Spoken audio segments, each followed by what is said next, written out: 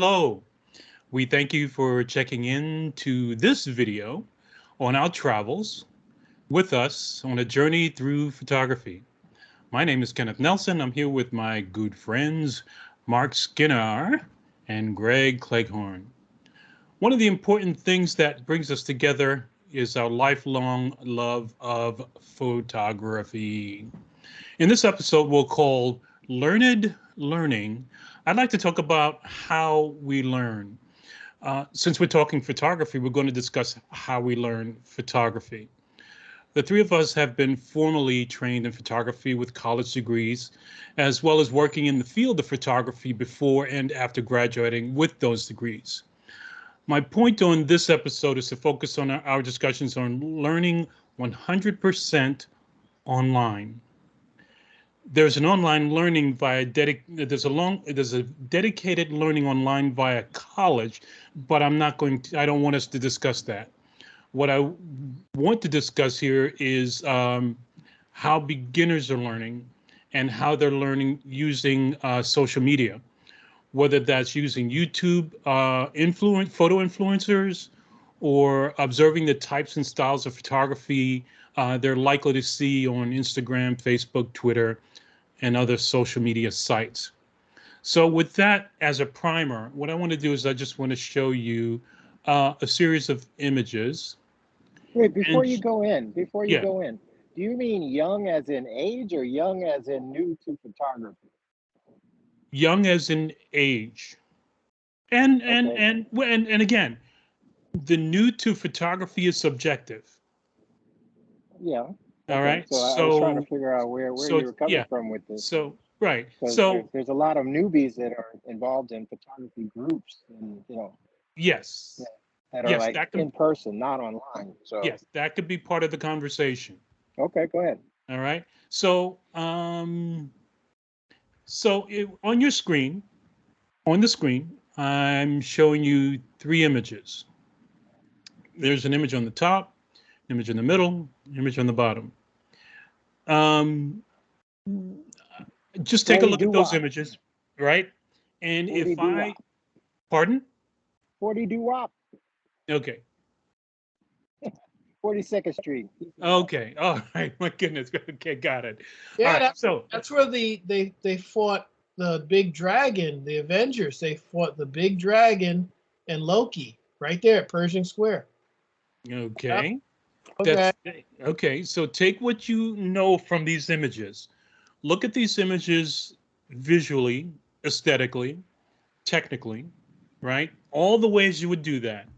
And if I were teaching you something about the way I see, the way I approach photography, based on the amount of knowledge you have, and you two guys have to think about this and say, if you were seeing this as a beginner, if you were seeing this as an intermediate learner, or if you were seeing this as a triple decades long expert in photography, how Okay. you would perceive these images as a learning tool in terms of expertise. Now, would I have, as the viewer, would I have been to New York? This doesn't require that you be a New Yorker. It only Been there. requires that Okay. you have an interest in photography, In an photography. interest in Okay. learning. Okay. Okay. So, with that in mind, if I were to show you these images, and these images were from someone who's been in photography for 6 months, someone who's been in photography for 16 years, or someone who's been in photography for 60 years, what would your Hmm. perspective be regarding these images? What, and no Well, holds barred. Greg, you want No to? holds barred. All right. I would say initially. I mean, I'll start with the season pro. I would say that if someone were 30, 40, 50 years in photography, I would say that this person is very specific about what they're doing. They're trying to make sure that they get a certain uh, palette with their photographs. There's a certain level of saturation, and they're choosing certain visual elements for us to really key in on. The top third of the person's frame seems to be very, very important to them, because in each one of these three, and so they're making a point somehow to show us what's above a line, whether it's real or imagined. So they're making a point to do that. If I were an intermediate person, I'd say, well, this person has a flair for the dramatic. They like the exaggerated view that you can get from a 35 millimeter or a wider lens. So you get that exaggerated perspective, and they're trying to give us depth more frequently than they're not. And if I were a beginner, I would say, these are really cool. I like the bridge. I'm not too crazy about those guys working and walking around. It's just some commuters, and I can't figure out I'm supposed to look at in the third one. Okay. So that'd be my 3 based on what you request. Okay. Greg, Wow. what do you got? Man, well, from bottom up, I would, from the newbie, it would be a little confusing, but it would be interesting in that it does say New York to me. Crowds, iconic locations, and that's the ticket kiosk at Greeley Square, is it? Yes. Okay. Yeah, I mean the colors, the vibrant reds. I know that's new. They did that whole Times Square area in red. But even without knowing that, they just the iconic. They all say New York, without really hitting you over the head with it.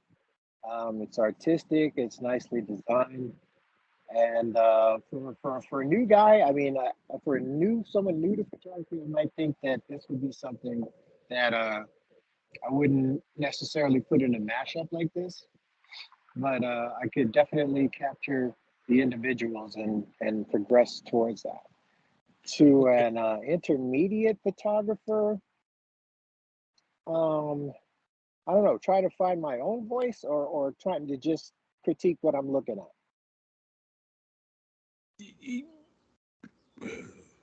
Okay, I'll just answer it for me. Critique, yeah, both. Put a little bit of both in it. From a critique side, I would be pretty pleased with it. I mean, I might want a little more dynamic action in the top one. Maybe some blurs, light streaks, or maybe a different time of day, because it's kind of in the middle ground between um, I'd say either between 9 and 11 or between 3 and 5, not quite twilight, not quite dawn. It's kind of a generic kind of a day. It's just evenly lit and, doesn't really stand out as far as a active New York image. The crowds, yeah, maybe a little blur in there. I would wonder why, or if I was going to do it, I might add a little blur to it. Same thing with the tickets kiosk, because the place is always packed, the lines are long, and they move real slow. But that would be an excellent opportunity for a light streak or body blurs, so that type of thing. Now, if I was an advanced photographer, I would probably like it even more because of the idea of the triptych, being able to show different dimensions, different angles of the same area in 3 images that are now one, because you said so. Okay, all right. Let me interject there and just look at each individual on its own merits. Yeah, but you've already mashed them up, so I put them in a triptych for easier viewing. That's the only reason why they're in a triptych. Otherwise, okay. I couldn't show them 3 separately. I wanted to show them all at the same time, and the only way I was able to do that was to put them in a triptych like this. And I should have prefaced this by saying, see them as individual images, not as a triptych. All right. So I'm presuming this exercise has something to do with learning from the unjaundiced eye of the newbie, right? Yeah, this is all basically to give the perspective as to, if I were to show you these images online and I was just 6 weeks into photography, right, and I was professing a certain level of expertise, what would you think about it if you were at that same level, or if you had 6 years worth of experience in photography, or whether you have 16 or 30 years of photography, how would you perceive these images? Right? And that's what I was getting at. And let me give you the sole real thing about why I brought these three images up. These are just arbitrary images that I pulled off my drive. They have I didn't preconceive them in any way. I just looked at what I was putting in my trash. But Okay. they're all in Times Square, so how could that be arbitrary? Well, I they're Well, mean, arbitrary because 42nd they were Street, all trashed. 42nd I mean, Street strip. two of them are 42nd Street, which is true. But what I think is interesting is there's a lot of neutral earth tones, and then there's a big splash of reddish color in each of them. You know, some more pronounced than the others. I mean, you selected a photograph of Pershing Square out of your trash bin that actually has Christmas wreaths in it, and so there's more red than there would normally be in that scene. So, Pershing Square, but everything where? else is sort of an earth tone. I'm sorry, was that great? Pershing Square? Yeah, Yeah. Pershing Square at the top. Okay. Thought that was Grand Central. It is It Pershing is. Square, Grand Central. Yeah. Right, Pershing Square is, yeah. You remember the Avengers Assemble? Loki had the big. No, I don't judge New York by what Marvel comic was played there. But I haven't been in New York in a long time. But that was Grand Central. I don't remember it being Pershing Square. Okay, Well, you go know ahead. what? When Rogers the musical plays, maybe. Anyway. Okay. Um, So right. but, So but enough of that. I was just gonna say the second. I don't mean to interrupt you, Kim, but I was gonna say in the second image, you're doing something very similar. You know, the coats are there are a lot of earth tones. You know, you've got a camel hair coat, you've got a camel colored coat, several shades of gray and blue, and then there's one red, one big yellow, and then the gentleman's face is kind of orange, right? It's sort of peach orange in this rendering, right? And some of the other people's faces are in that kind of orange range, and that's very much like the warmth at the top of the frame from the TKTS photograph. So today in your selection process, you apparently approached this with a particular bias, whether it was conscious or unconscious, where you were going to select images that had earth tones and then a big splash of color, or you do this a lot, and then this is just, your discards that you said, well, maybe I can recover these. no. I don't Okay. know about that. Yeah. This was, if it was unconscious, I can give you that because I have to say it's possible, but it's unlikely. Mhm. And the reason why is because in my discard, these were not selects. These are trashed files. They were already in my garbage can. I just pulled them out for reference to give you an example of images that I would not select, that I would automatically trash because I would not accept them. Mhm. Right. So if they are my garbage and I was trying to show you photography using my garbage images, what is that to say? Well, I mean, What how does does it that? say Well, to you? I I'm not mean, sure it how that's relating. doesn't mean anything to us. Well, it would It was your exactly choice to because trash you it. don't know. Well, I'm Now presenting. we You do. wouldn't know. Well, So therefore I Now we could do. sell you anything. Well, the presumption is that you're presenting images that you feel are representative of the best that you can do of that subject matter at that given time, right? Exactly. That's the As the presumption, viewer, your presumptions are the knowledge of the person presenting you the image, right? without But validation of any form or shape. Right? So that there's person no can pres have 6 days worth of photography history or none and Right? still talk about photography, Yes. right? In an informed manner. Right? So the question is, as someone who is learning in a social media sphere, Okay. what is the value for you in learning from someone who has, and if there's any non-value at all, if there's value, fine. Or does that impede your impression upon learning from any person you see online? I'll let Greg take this. I have an answer, but I'll let. it depends on what you want to learn. I mean, everybody learns differently.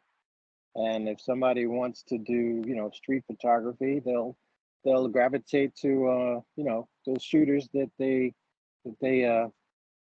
enjoy the vision of.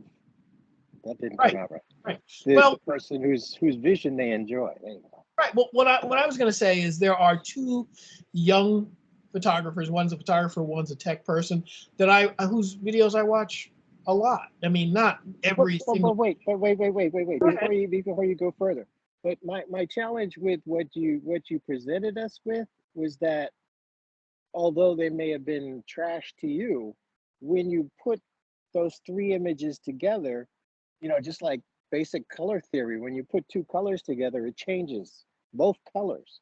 So putting all three of those images together changed all three of the image because they're in relationship now with each other. So Right, but it and kind of I changed them. you're saying that the value changes because they're working with one another, and that is true. But Yes. the question then becomes, just because I put them together, does that really mean that they're good? I get. It wasn't good, wasn't a question. Well, I think the presumption is that you feel it's good or you wouldn't be showing it. Yes. And I think Yes. that's the point. I Yes. say, look, there's two people that I watch. One, both of them infrequently, but they're both much younger than me. And one is Paulie B, right? He walks Yes. around with other photographers, and he investigates their street photographic practice, right? Yes. And so when I watch his YouTube program, you see what younger people are doing because he mostly approaches people that are in his generation who are working pretty much in the same genre and milieu that he likes, right? So that's what it's part of his group. He's building his base, and so I learn from them. I don't learn Yes. everything from them, Yes. but Yes. every now and then, you'll find out from one individual how they approach the idea of photographing with expensive equipment in your hands in New York City. Someone else will say what time of day they feel that they can get the best images, and someone else will say how they approach people to get them to pose for them. And these are all valuable aspects. And another person I watch is a tech reviewer named Marquez Brownlee, and you've probably heard of him. And he reviews everything tech. And there are a lot of things that he has to say about equipment that's valid, and particularly the cameras on cell phones. He's just the best at telling you what's worthwhile in a smartphone. So I think you can learn.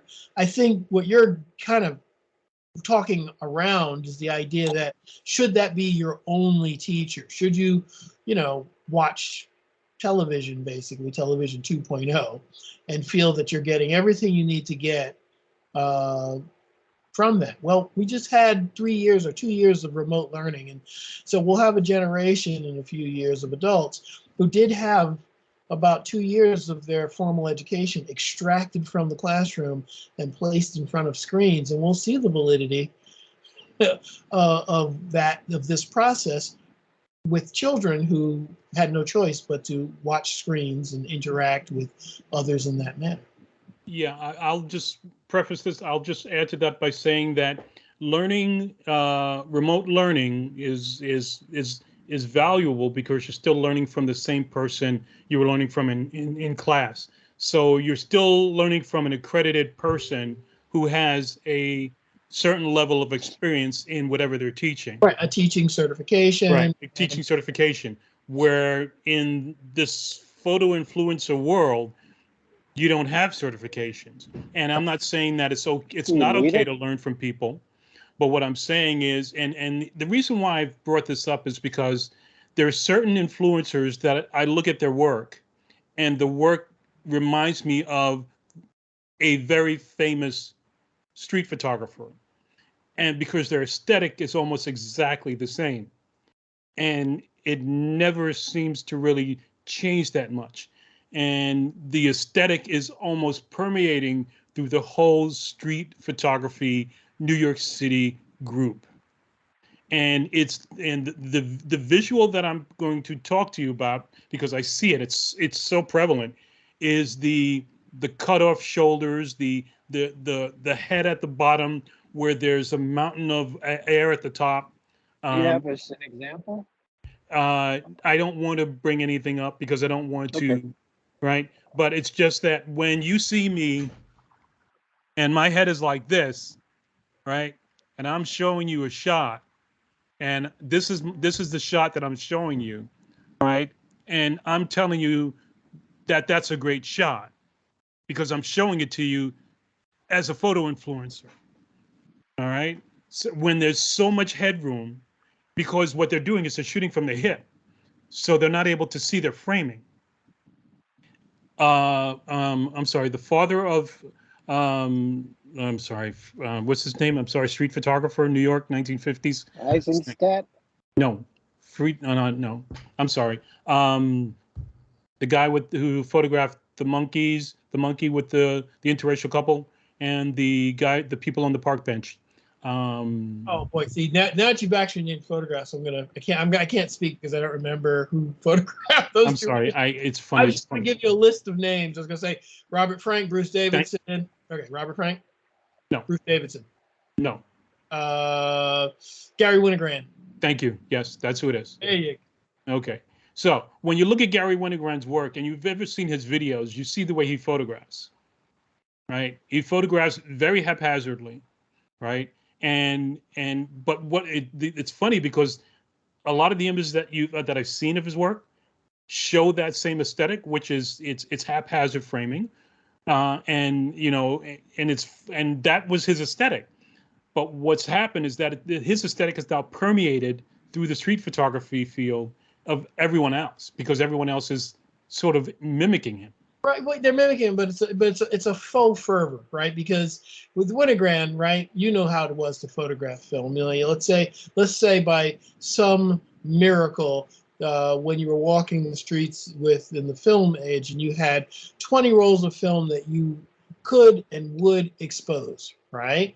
And you were just going to photograph anything that caught your eyes. That fever pitch is what Winogrand's working with, right? And he's poof, poof, poof, and he's moving around and he's making sure that if he just sees something, he spins and he gets the photograph. And then he either processes the film or, as we know, sometimes he doesn't. Right. And, he can, he remembers some of them, I'm Yeah. sure. And then, but whatever it is, he processes at least some of them. And then out of the fever pitch, he makes his edit based on what he thought he pre-visualized and then what he saw and said, okay, this matches up, or this is even better.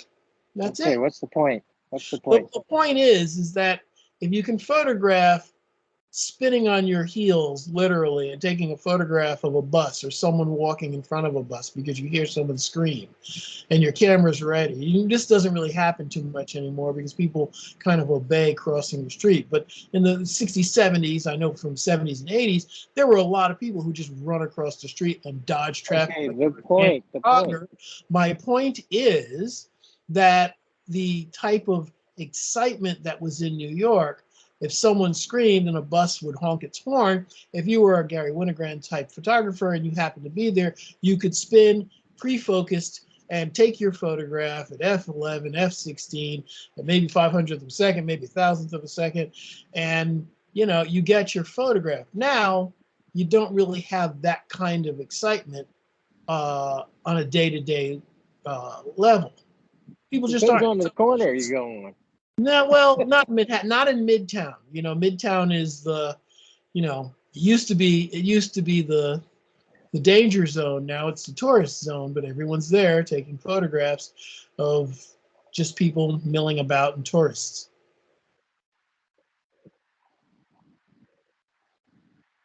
You know what I mean? You don't have the energy. You don't have the energy. You don't Who have doesn't have the energy? the energy and the disparity between. New York doesn't have any energy? I didn't say it doesn't have any. Don't add words. I said it doesn't have the same type of energy. There was a grittiness to New York in the 70s and the 80s, right? That really doesn't exist. Excuse me, Midtown. It doesn't exist in Midtown anymore. Midtown's very clinical. How often do you go to Midtown to shoot? I was uptown today, but you know, How often do you go to Midtown to shoot? I think more frequently than you do. Well, duh, I'm 3,000 miles away. Well, how Okay, often do you go to going downtown nowhere. Manhattan? How often do you go to downtown Los Angeles? But anyway, my point is that just because I don't go frequently doesn't mean I don't know what I'm talking about. It means I've been there and I've seen the results of other people's photos also. So, you know, as my father used to say, you don't have to jump off the Empire State Building to know what's going to happen. Okay. So anyway, but my point is that so what's happening is people are sort of approaching with the tilts and the cutoffs and the framing is about what you can get because you can't get a lot of the spontaneity that used to exist. Okay. I don't agree with that at all. I mean, you're only limited by your imagination. There's always something going on in Midtown.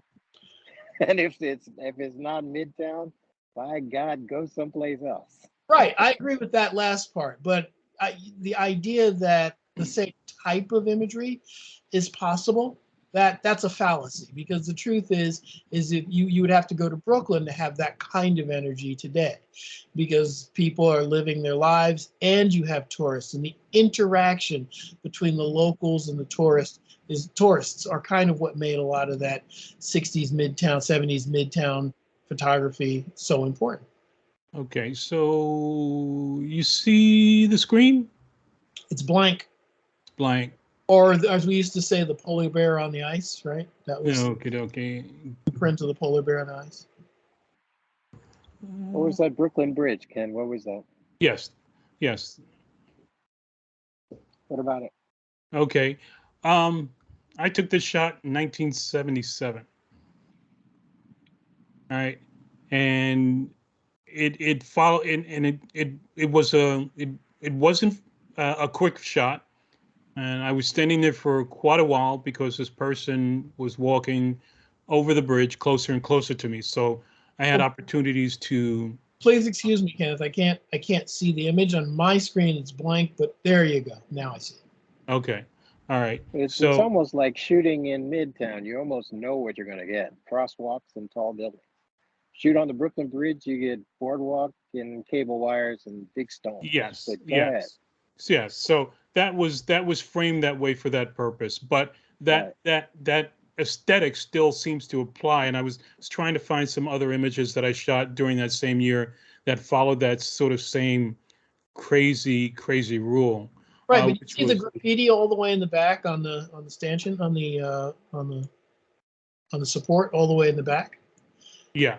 I mean, maybe I'm wrong, but I would be surprised to see that level of graffiti there today. Okay. Nor I don't think it's I would about also, the I graffiti. would also be surprised to see the bridge that sparsely populated at the exact same time of day, exact same month of the year that you took that photograph. Okay.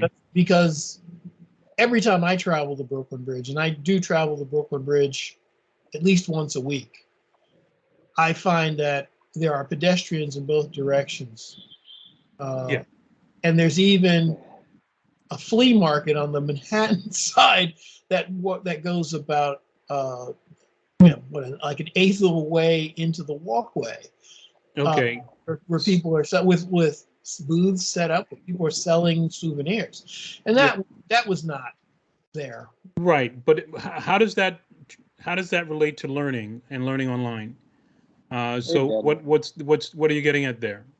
Well, I think that the idea is that you know the premise of what you're saying is that it's easy to learn, but what you're learning, what's the value of what you're learning? Is it really valuable It's information, not. or is it drivel? Because you're tend to imply that in this conversation that sure you've got all this access to information, but how valuable is the information? And is the information accurate, or is it just whatever anybody wants to say? That's the Right. key.